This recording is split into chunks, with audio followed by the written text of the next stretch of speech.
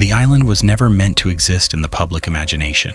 It was supposed to remain what it always was to those who used it, a temporary coordinate, a place that mattered only while you were there and meant nothing once you left. That is how power prefers its locations. Disposable, deniable, forgettable. Places can be erased. Systems cannot. And long before the first headline was written, long before the first leaked document appeared on a screen, the island had already done its work and faded into irrelevance for the people who mattered most.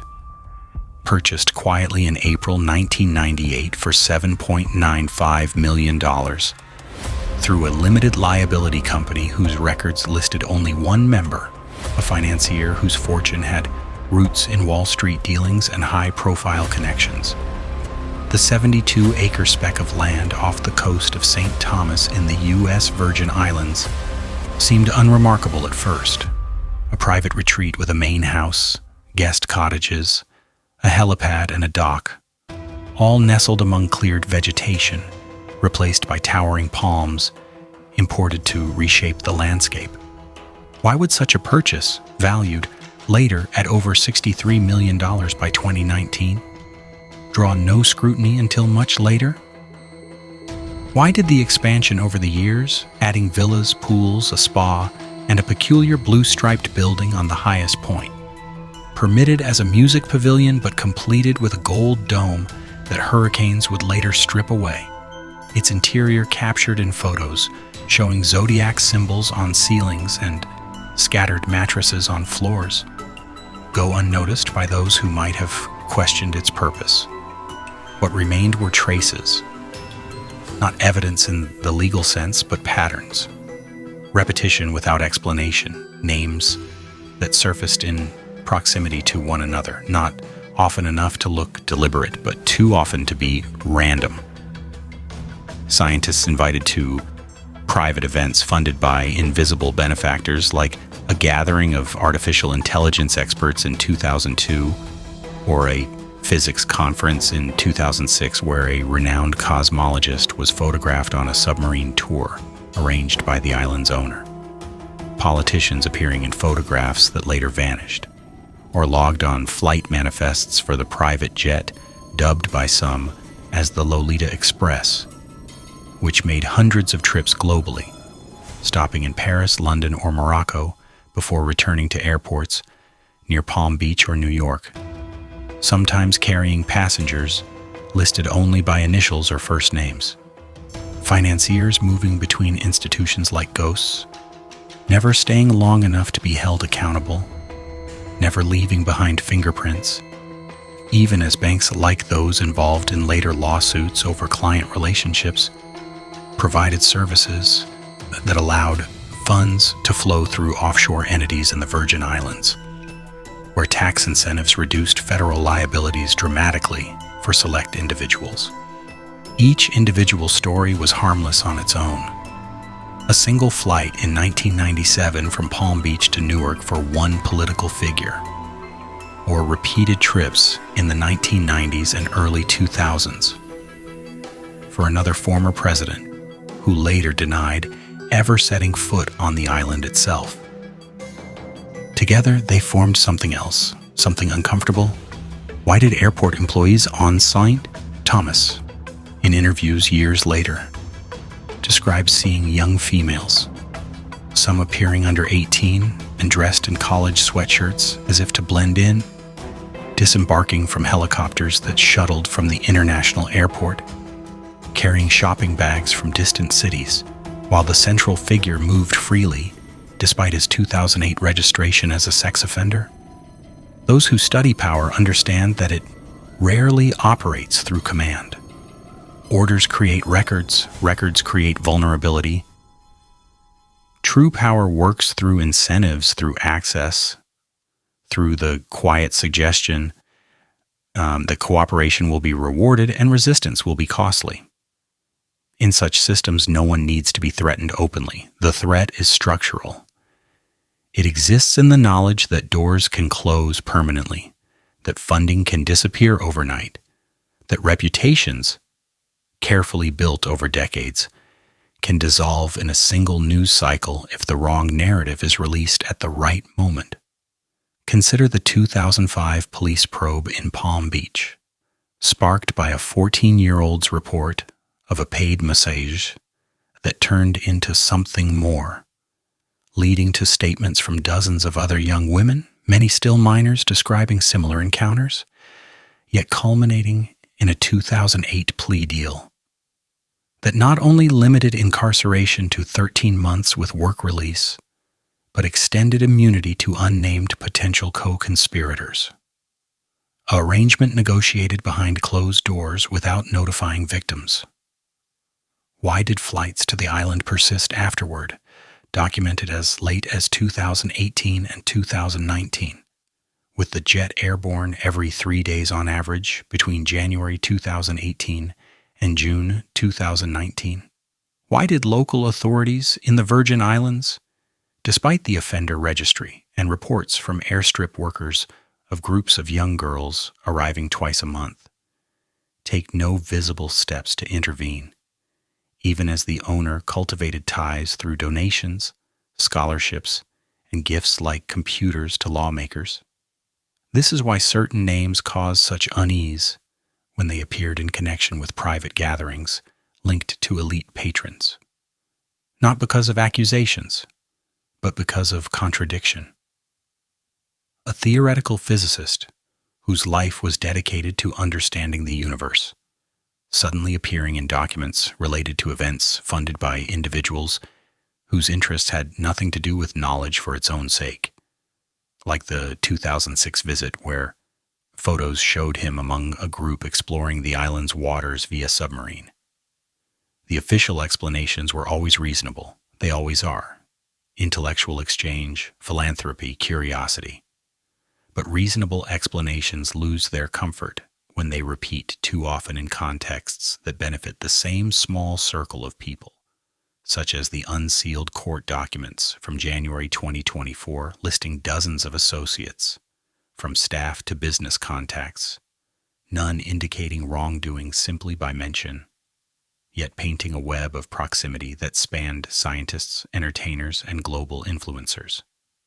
Money, as always, told a clearer story than words. Not in amounts, but in movement. The way it flowed, the way it avoided friction, through charities that asked no questions, like those tied to the owners' foundations sponsoring academic conferences, through banks that applied strict scrutiny to ordinary citizens, while granting extraordinary flexibility to select clients, as revealed in later civil suits, against financial institutions for overlooking red flags in transactions spanning years, through jurisdictions designed not just to protect privacy, but to erase memory, the Virgin Islands offering tax breaks negotiated personally, reducing burdens on businesses like the owner's aviation company. These systems were not built overnight.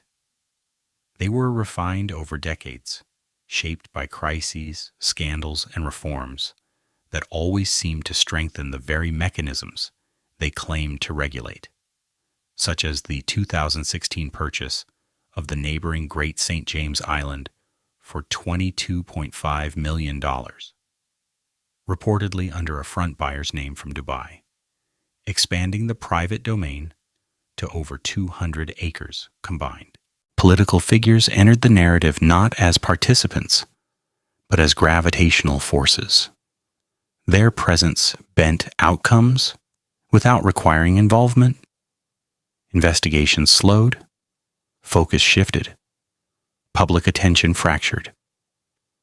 In the theater of power, distraction is more effective than censorship. Give people too many versions of the story and they will argue among themselves while the truth slips quietly away. This is why scandals are often allowed to explode loudly, chaotically, until exhaustion sets in. Noise replaces clarity, emotion replaces analysis, and eventually silence returns.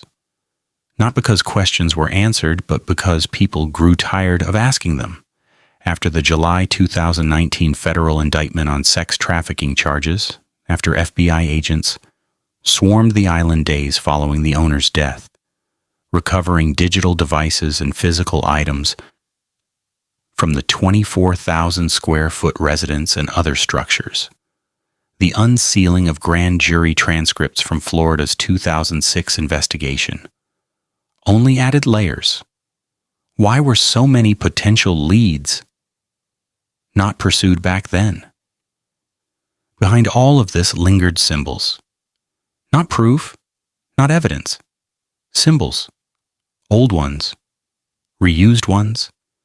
Shapes and references that appeared in places never meant for public view. Private collections housing artifacts from ancient cultures.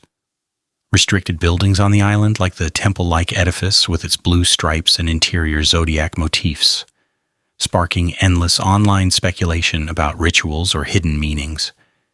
Invitation-only events where esoteric themes might surface in decor or conversation.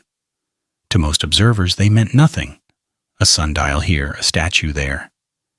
To those trained to see patterns, they suggested continuity, not belief, but tradition. Not worship, but language. A shared understanding passed quietly from one generation of power to the next, perhaps echoing in the photos released by congressional committees in December 2025, showing bedrooms, pool areas, and even a room with a dentist's chair, prompting questions about what activities such furnishings implied. The name Baal surfaced in this context, not as a deity but as an idea. An ancient shorthand for a transaction as old as hierarchy itself. Power in exchange for sacrifice. Not always blood. Sometimes silence, sometimes complicity, sometimes the simple decision to look away.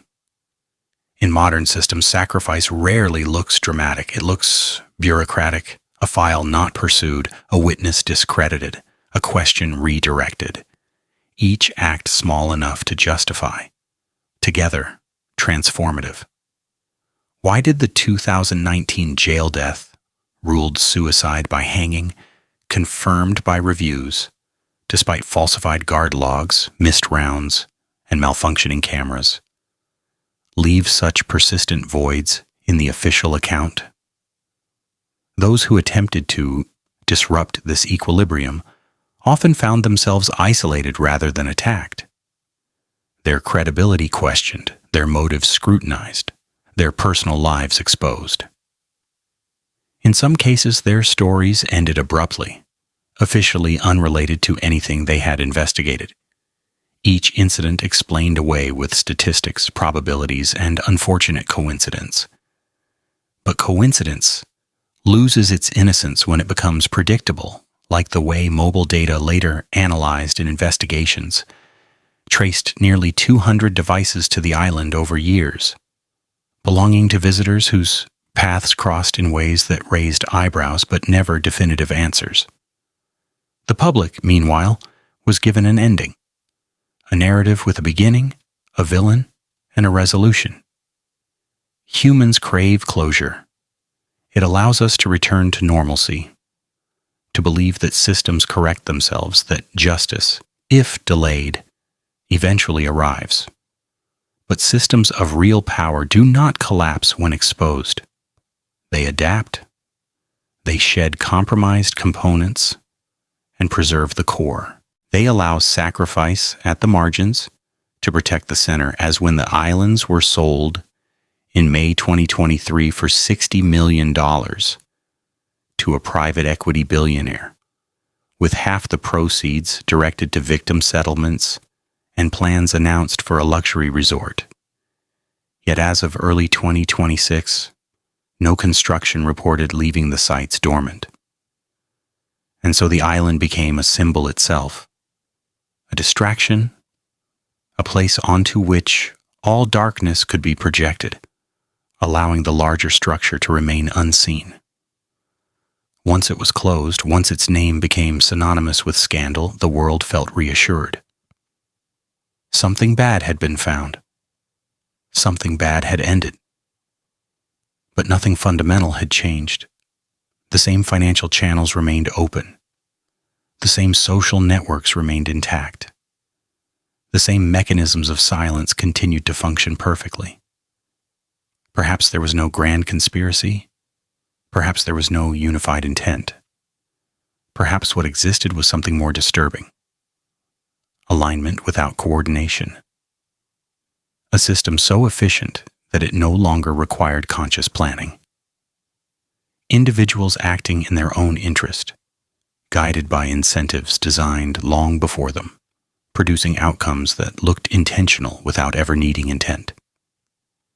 In that sense, the darkness was not in rituals or secret meetings, but in normalization, in how easily extraordinary behavior became acceptable when performed by extraordinary people, in how quickly moral boundaries shifted when careers, institutions, and nations depended on maintaining them, in how often the question, "What if this is wrong?"